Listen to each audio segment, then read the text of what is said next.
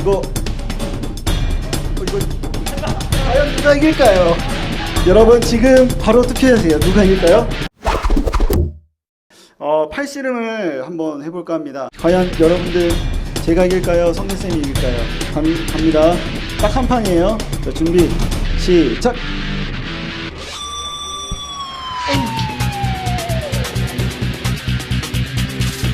이거 과연 누가 이길까요? 여러분 지금 바로 투표하세요. 누가 이길까요? 그래요? 저 추첨합니다. 아우 고생하셨습니다. 성대쌤 저한테 커피 상품권 보내주세요. 힘이 센 사람이 승자죠. 팔 아프네요. 힘이 센 사람이 승자예요. 팔씨름에도 힘이 센 사람이 승자가 있습니다. 세상의 논리도 역시 이와 비슷해요. 힘이 센 사람이 당연히 승자예요. 어디서나 이 힘이 센 사람이 힘이 약한 사람보다 우위에 있고 일명 뭐라 그러냐면 성공했다라고 합니다. 저는 위너, 성대쌤은 루지어 이렇게 되는 거죠. 저는 힘이 세기 때문에 승자, 성대쌤은 저보다 힘이 약하기 때문에 다 같이 외칠까요? 네 그렇게 되는 거죠. 그거 아나요? 그 신앙에서도 믿음의 논리도 좀 똑같아요. 힘이 센 사람이 이기는 거예요. 힘이 센 사람이 좋은 거예요. 여기서 중요한 건 뭐냐면 세상의 힘이랑 이 믿음에 있어서 신앙생활에 있어서 힘이란 무엇인가, 힘이 어떤 것인가가 굉장히 중요해요.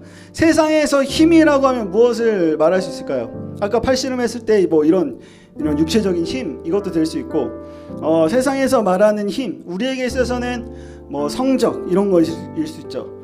성적이 더 좋은 사람이 인정받고 칭찬받을 때 더 힘이 있는 것처럼 느껴져요. 반면에 성적이 좀 떨어진다 그럼 나는 힘이 좀 없다라고 느껴지죠. 이성을 만날 때도 그래요. 남자친구나 여자친구 만날 때도 그래요. 남자들은요 조금 더 예쁜 여자와 사귀면서 그걸 자랑해요. 그리고서 자신이 야 나는 이런 미인하고 이런 여자하고도 만나 라고 하면서 그걸 드러내면서 자신의 위치와 자신의 힘을 자랑해요. 안 그래? 나만 그래요? 네. 그리고 여자도 마찬가지예요. 여자도 좀 더 잘생긴 남자와 그리고 좀 더 돈이 있고 능력 있는 남자와 사귀면서 자신이 얼마나 미인인지 자신이 얼마나 힘이 있는지 얼마나 괜찮은 사람인지를 증명하려고 합니다. 그래서 자랑을 하죠. 학생 때는 보통 그렇게 할 수 있어요. 좀 더 나는 좋은 이런 사람하고 난 사겨. 나 전교 1등하고 사겨. 나는 일진하고 사겨. 뭐 이런 거 드러내면서 내 힘을 과시하고 내 힘이 있음을 드러내죠. 이후에 시간이 흐르고 성인이 돼서 어른이 돼서 세상에 나가면 그 힘은 어떻게 될까요? 그 힘은 성적에서 학벌이나 직업으로 바뀌어요. 좋은 학교를 졸업하고 유명하고 좋은 기업에 취직해서 많은 돈을 받고 많은 연봉을 받는 것, 그래서 좋은 차를 타고 좋은 집에서 사는 것을 통해서 자신의 힘을 과시하고 드러내고 자랑해요. 그래서 우리가 어쩌면 그토록 지금 이 시간에 막 공부에 열을 올리고 성적에 열을 올리고 대학 진학에 열을 올리면서 악착같이 온몸에 온 삶에 내가 힘을 주면서 이렇게 공부하는 건 아닌가요? 노래를 잘하는 방법이 있습니다. 이 보통 소리는 어디서 나나요? 소리는 여기서 납니다. 목에서. 소리는 목에서 나는데 노래를 잘하려면 가창력 있게 노래를 잘하려면 이런 기술이 필요해요. 제일 기본이면서 중요한 기술이에요. 그게 뭐냐면 이 목에 힘을 빼는 거예요. 야구할 때 있잖아요. 투수가 공을 던지잖아요. 야구공은 팔로 던지지만 제구력 있게 정확한 곳에 던지려면 뭐 해야 되냐면 팔에 힘을 빼야 돼요. 그래야지 정확한 위치에 제대로 공을 던질 수 있어요. 아무리 빠르고 아무리 힘이 있더라도 이 제구력이 안 되면 그 사람은 투수로서 야구 선수로서의 자질이 없다고 할 수 있어요. 우리에게 힘든 일이 생길 때도 이와 같아요. 힘든 일이 생기면 우리는 힘이 들어가요. 긴장하고 조급해지고 어떻게 해결해야 할지 막 전전긍긍하게 돼요. 하지만 힘들 때 힘을 주면 더 힘들어요. 힘을 빼야 돼요. 그럼 어떻게 힘을 빼야 되는가? 어떤 게 힘을 뺀 모습일까? 야, 너 좀 힘 좀 빼 라고 했을 때 알겠는데 어떻게 하는 게 힘을 빼는 건지 모르잖아요. 그냥 축 처져서 힘 이렇게 빼는 게 힘 빼는 건가? 아니면 아무런 생각 없이 뭐 하는 게 힘 빼는 건가? 목에 힘을 빼야 노래를 잘할 수 있는 것처럼, 그리고 팔에 힘을 빼야 제구력이 좋아서 정확하게 공이 꽂힐 수 있는 것처럼 내 힘을 빼야 되는데 힘을 어떻게 빼야 할지 모르는 사람들에게 오늘 이 자리에서 그 비법을, 그 비밀을 알려주고자 합니다. 여러분, 노래를 잘하려면 목에 힘을 빼야 된다고 했어요. 그런데 그냥 힘만 빼서는 안 돼요. 여기에는 어떤 숨겨진 비밀이 하나가 있는데 그것은 바로 뭐냐면 힘의 이동이에요. 힘의 이동. 노래를 잘하려면 목이 아니라 배로 힘을 이동시켜야 돼요. 목이 아니라 배로 힘을 이동시켜야 돼요. 있게 되어져요. 야구를 잘하려면, 공을 잘 던지려면 팔에 힘을 빼야 돼요. 그런데 그냥 힘만 빼서는 안 돼요.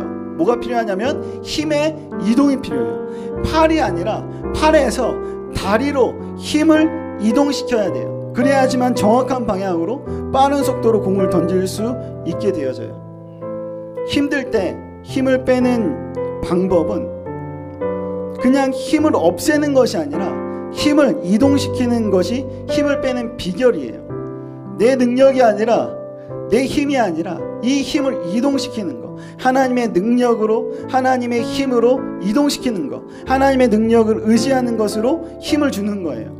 하나님께 더 기도하고, 하나님께 더 감사하고, 하나님께 더 예배하고, 하나님께 더 순종하고, 하나님께 더 의지하는 것에 힘을 이동시키는 거예요. 오늘 본문에는 힘을 빼서 성공한 인물이 등장해요. 다시 말해서 힘의 이동이 성공이 돼서, 힘의 이동으로 인해서 성공한 인물이 등장하는데 그 사람이 바로 누구냐면 베드로예요. 베드로는 오늘 본문에서 밤새도록 물고기를 잡았는데 한 마리도 못 잡고 실패했습니다. 자, 베드로의 직업이 뭐죠? 어부죠, 어부. 물고기를 잡는 거에 있어서는 프로입니다, 프로. 그리고 다른 어부들과 역시 비교함을 통해서 자신의 힘을 드러내고 자랑하기를 원했을 거예요. 야, 이것 봐, 나 오늘 몇 마리 잡았어. 대단하지? 다음에 저기서 한번, 야, 저기서 잡아봐. 저기 잘 잡혀. 내가 해보니까 저기가 더 좋더라 라고 하면서 자신의 경험과 자신의 지식과 물고기의 숫자를 드러내고 비교하면서 자신이 얼마나 대단한 사람인지를 드러내면서 살았을 거예요. 그런데 그런 베드로가 밤새도록 이렇게 그물질했는데 단 한 마리도 잡지 못해요. 너무 창피한 일이죠. 너무, 여러분들 말로 너무 쪽팔리죠. 자신의 무능력함을 누구에게도 들키지 않고 싶었을 거예요. 왜냐하면 이 물고기의 양이 곧 자신의 능력이었기 때문에. 그런데 이렇게 자신이 무능력하다고 생각하고 어깨가 축 처져서 그물을 손질하고 있는 베드로에게 지금 예수님이 나타났어요. 다가갔어요. 그리고는 예수님이 베드로에게 깊은 곳에 가서 그물을 내리고 고기를 잡으라고 뭐 하냐면 조언해요. 평생 직업으로 물고기를 잡던 이 프로페셔널한 베드로에게 듣보잡이었던 예수님이 조언을 하는 거예요. 어디서 어떻게 해야 물고기를 잘 잡을 수 있는지를 이미 잘 알고 있는 베드로였어요. 밤새도록 그 경험과 노하우를 총동원했지만 한 마리도 잡을 수 없는데, 그래서 좌절하고 자신의 무능력함을 한탄하고 있었는데, 깊은 곳으로 가라는 그 말에 참 자존심 상하에 있을 수도 있었을 거예요. 지가 뭐라고 저기서 그물을 내리라고 막 그러고 막 난리야 라고 생각할 법 했습니다. 그리고 자신의 경험상, 그리고 밤새 해본 결과 거기에는 물고기가 없다고 확신할 수 있었어요. 그런데 베드로는 우리의 예상과는 다르게 예수님의 말을 듣고 갔죠. 사랑하는 여러분, 인간은 누구에게나 자신이 가진 한계라는 게 있어요. 그것을 뛰어넘느냐, 뛰어넘지 못하느냐, 이것이 어쩌면 성공적인 인생이었느냐, 성공적인 인생이 아니었느냐, 혹은 성공자냐, 실패자냐를 구분짓기도 해요. 이 한계를 뛰어넘고 뛰어넘지 못함에 따라서. 이 경계선이라는 거는 내가 스스로 그어놓는 선이에요. 그런데 한계선은요, 이미 그어져 있는 선이에요. 이 이미 그어져 있는 선을 넘는 방법이 있는데, 그게 뭐냐면 내가 그어놓는 선, 경계선을 뛰어넘으면 한계선을 뛰어넘을 수 있는 힘이 생겨요. 베드로는요, 물고기를 많이 잡기 위해서 그동안 했었던 수많은 시간과 자리라는 경계선이 있었어요. 늘 했었던, 여기서 늘 많이 잡혔었던 그 많은 시간과 정성과 공간이 있었습니다. 몇 시에 어느 자리에 물고기가 잘 잡힌다는 것을 경험과 시간을 통해서 잘 알고 있었어요. 그래서 늘 밤에만 잡았고 늘 갔던 곳에만 갔습니다. 그런데 지금 그 한계점 앞에, 자신이 세운 경계선 앞에 한 마리도 못 잡고 있는 베드로 앞에 예수님 지금 나타난 거예요. 자, 예수님이 나타난 시점이 언제였느냐? 아침이었습니다. 베드로의 입장에서는 이미 영업 끝, 영업 불가였습니다. 왜냐하면 밤에 물고기가 많이 잡힌다는 경계선이 있었기 때문에. 아침에 낮에 물고기를 잡는 것은 자신이 생각하기에 실패할 수밖에 없다는 그런 행동이었어요. 그런데 그 아침에 예수님이 나타나서 지금 나가서 물고기를 잡자라고 이야기해요. 예수님의 말씀대로 아침이 되었음에도 불구하고 깊은 곳에 가서 그물을 내렸습니다. 밤새 실패했지만 아침에 깊은 곳에 그물을 내려 정말 많은 물고기를 잡게 되었어요. 내 경계선을 넘었더니 한계선을 자연스럽게 넘게 된 순간이 바로 그 순간이었어요. 이 경계선을 넘는 것은 어디에 있냐면 힘의 이동에 있었어요. 내가 경계선을 넘을 수 있는 힘은 힘의 이동에 있었어요. 자신의 생각과 경험에, 공들인 시간에 온갖 힘을 주고 있었는데 그 힘을 빼고 힘을 이동시켰더니 자신의 생각과 경험을 뛰어넘을 수 있게 되었어요. 우리는 살면서 이렇게 생각하는 경우가 많아요. 아, 그래, 이 정도면 됐어. 아, 이 정도면 그냥 만족해 라고 하는 경우가 굉장히 많습니다. 이 이상은 나는 못하겠어. 베드로가 아침에 실패의 쓴맛을 느끼면서 그물을 씻으면서 생각했었던 것처럼 우리는 이렇게 생각해요. 내 노력은 이 정도만 하면 되는 거야. 내가 뭐 더 한다고 뭐 달라지겠어? 내가 해보니까 이렇게 한다고 더 득이 되는 게 없어. 야, 내가 교회 다녀보니까 이 정도 예배면 충분해. 내가 기도해보니까 한 요 정도까지만 해도 괜찮아. 야, 내가 헌금해보니까 이 정도 이상이면 좀 그렇지 않아? 야, 이 정도면 좀 적당해. 내가 여기까지는 감사할 수 있어. 내가 여기까지 딱 참고 감사할 수 있다? 근데 이 넘어서는 안 돼. 그래, 내가 여기까지는 하나님 말씀에 순종할 수 있어. 그런데 이거 벗어나서는 안 돼. 우리는 그래서 그 이상은 기도하지 않아요. 우리는 그래서 그 이상은 예배하지 않고, 우리는 그래서 그 이상은 감사하지 않고, 우리는 그래서 그 이상은 말씀에 순종하지 않고, 우리는 그래서 그 이상은 시도하지 않게 되어져요. 더 참을 수 없고, 더 버틸 수 없고, 더 힘이 들 때 우리는 뭐 해야 되냐면 힘을 빼야 돼요. 우리는 힘의 이동을 해야 돼요. 우리는 더 할 수 없고, 더 알 수가 없고, 더 볼 수 없을 때, 보이지 않을 때 하나님을 의지하는 것에 힘을 주면서 하나님이 힘을 주심을 믿어야 돼요.